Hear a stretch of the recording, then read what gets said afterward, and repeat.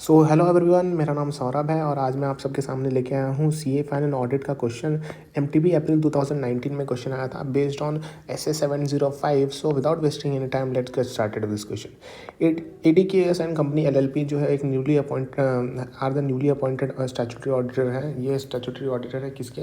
पीके के लिमिटेड के। अब during the course of audit क्या होता है कि जो statutory auditor has come across a certain significant observation, उनको सब सिग्निफिकेंट ऑब्जर्वेशन पता चलती है which they believe could be material misstatement. तो यहाँ पे क्या बोल रहे हैं, क्वेश्चन बोल रहा है कि during the course of audit statutory auditor को कुछ सर्टन ऑब्जर्वेशन किया उन्होंने, सिग्निफिकेंट ऑब्जर्वेशन, और वो बिलीव करते हैं कि this will lead to material misstatement of the financial statement. Material misstatement हो जाएगा financial statement. Management has a different view and does not concur with the view of the statutory auditor. Management का है different view और यहाँ पे does not concur with the view of the statutory auditor. Considering this, the statutory auditor are determined as to how to address these observations in terms of reporting requirement. Please advise. In terms of reporting requirement, please advise. So अगर हम बात करते हैं addressing the material misstatement while reporting, material misstatement कैसे address किया जाता है जब report किया जाता है? material misstatement कैसे address किया जाता है जब report किया जाता है? तो तीन चीज़ें होती हैं यहाँ पे, तो हम पढ़ लेंगे।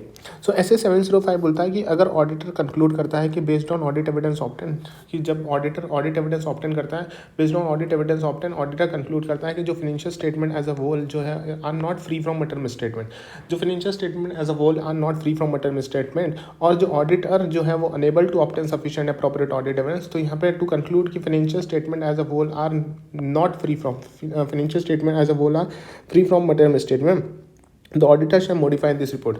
सो यहाँ पे क्या बोल रहा है कि ऐसे 705 बोल रहा है कि ऑडिटर कंक्लूड करता है based on audit evidence obtain कि financial statement as a whole are not free from material misstatement, या फिर auditor unable to obtain sufficient appropriate audit evidence to conclude कर सके कि financial statement as a whole are free from material misstatement है कि नहीं है।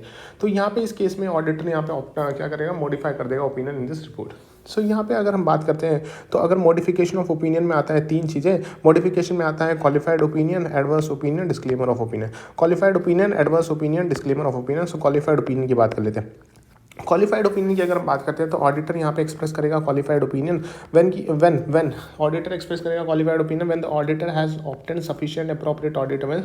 Auditor ने क्या ऑब्टेन कर लिया? Sufficient appropriate audit evidence. और कंक्लूड करता है, कंक्लूड क्या करता है कि जो मिस स्टेटमेंट है, चाहे वो इंडिविजुअली हो चाहे वो एग्रीगेट है, वो मटेरियल है। सो मिस स्टेटमेंट यहाँ पे मिस स्टेटमेंट हुआ, चाहे वो इंडिविजुअली है या फिर एग्रीगेट हो, मटेरियल मतलब there is a material misstatement but not pervasive to the financial statement.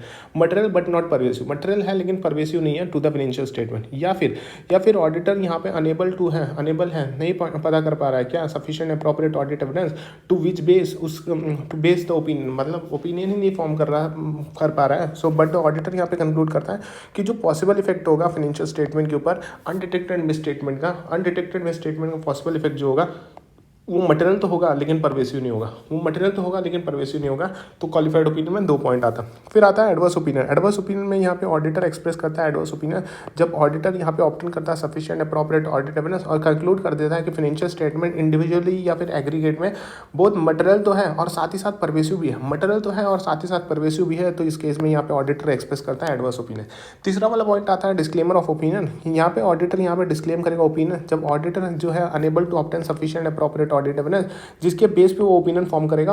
और ऑडिटर यहाँ पे कंक्लूड करता है कि जो पॉसिबल इफेक्ट है फाइनेंशियल स्टेटमेंट के ऊपर of undetected misstatement if any could be both material and pervasive. दोनों हो सकता है, मटेरियल भी हो सकता है और परवेसिव भी हो सकता है। क्या हो सकता है? मटेरियल भी हो सकता है, परवेसिव भी हो सकता है। तो यहाँ पे ऑडिटर यहाँ क्या करेगा, डिस्क्लेम करेगा opinion when in extreme rare circumstances involving multiple uncertainties auditor conclude that notwithstanding having obtained sufficient appropriate audit evidence. So यहाँ पे क्या हो रहा है, सुनो, ये पैराग्राफ बोलता है कि auditor shall disclaim an opinion when in extreme rare circumstances involving multiple uncertainty. Auditor disclaim तब करेगा जब यहाँ पे होगा एक्सट्रीम रेयर सर्कमस्टांसेस में, जब यहाँ पे होती है मल्टीपल अनसर्टेनिटीज, क्या होती है मल्टीपल अनसर्टेनिटी। द ऑडिटर यहाँ पे the auditor concludes that notwithstanding having obtained sufficient appropriate audit evidence regarding each of the individual uncertainty it is not possible to form. यहाँ पे ऑडिटर को पॉसिबल ही नहीं है वो ओपिनियन फॉर्म करें फाइनेंशियल स्टेटमेंट ड्यू टू यहाँ पे पोटेंशियल इंट्रैक्शन ऑफ अनसर्टेनिटीज। यहाँ पे क्या हो रहा है, पोटेंशियल इंट्रैक्शन हो रहा है किस चीज़ों का, अनसर्टेनिटीज का and their possible cumulative effect on the financial statement. Potential interaction हो रहा है किस चीज़ का, uncertainty and their possible cumulative effect on financial statement. So इसी के साथ ये तीनों जो है मॉडिफाइड ओपिनियन में 3 पॉइंट आता है, qualified opinion, adverse opinion, disclaimer of opinion, यहीं पे खत्म हो रहा है। Thank you so much.